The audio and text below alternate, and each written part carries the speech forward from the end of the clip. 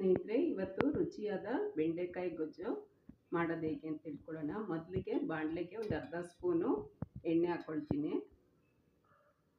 1.5 ಚಮಚ ಕಡಲೆಬೇಳೆ, 1.5 ಚಮಚ ಧನಿಯಾ ಮೆಣಸು, ಒಂದು ಅರ್ಧ ಚಮಚ ಜೀರಿಗೆ.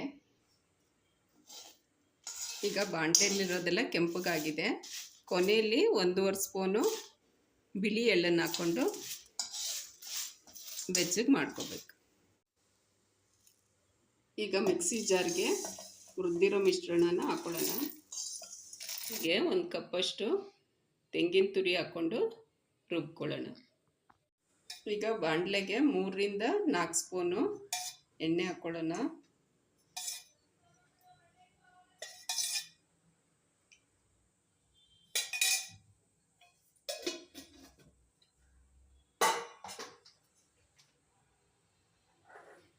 ಒಂದು ಅರ್ಧ ಚಮಚ ಸಾಸಿವೆ, ಸ್ವಲ್ಪ ಇಂಗು. ಸಾಸಿವೆ ಸ್ವಲ್ಪ ಸಿಡಿಲಿ. ಸಾಸಿವೆ ಸಿಡಿತಿದೆ. ಈಗ ಒಗ್ಗರಣೆಗೆ 2 ಬ್ಯಾಡಗಿ ಮೆಣಸಿನಕಾಯಿ ಹಾಗೂ ಸ್ವಲ್ಪ ಕರಿಬೇವು.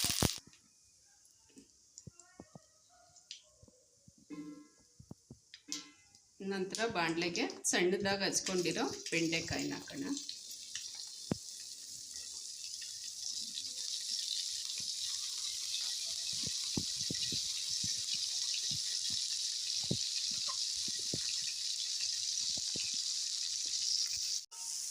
ಬೆಂಡೆಕಾಯಿ ಸ್ವಲ್ಪ ಬ್ರೌನ್ ಆಗೋ ತನಕ ಹುರ್ಕೋತಾ ಇರಬೇಕು.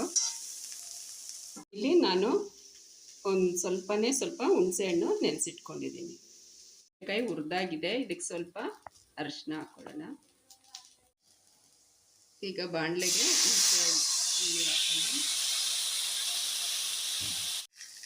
ಕಲ್ಲುಪ್ಪು ಹಾಕೋಣ.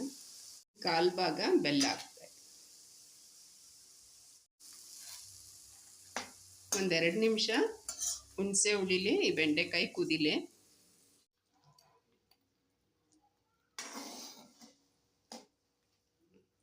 ಈಗ ಬೆಂಡೆಕಾಯಿ ಹುಣಸೆ ಹಣ್ಣಿನ ನೀರಲ್ಲಿ ಕುದೀತಾ ಇದೆ. ಇದಕ್ಕೆ ರುಬ್ಬಿರೋ ಮಿಶ್ರಣನ ಹಾಕೊಳ್ಳೋಣ.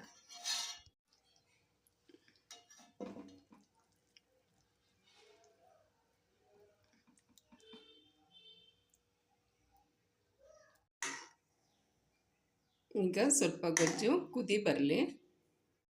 ಬೆಂಡೆಕಾಯಿ ಗೊಜ್ಜು ಕುದಿ ಬಂದಿದೆ.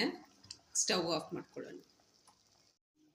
ಈಗ ಬೆಂಡೆಕಾಯಿ ಗೊಜ್ಜು ರೆಡಿಯಾಗಿದೆ. ಸ್ವಲ್ಪ ಮೇಲೆ ಕೊತ್ತಂಬರಿ ಸೊಪ್ಪು ಹಾಕ್ಕೊಳ್ಳೋಣ.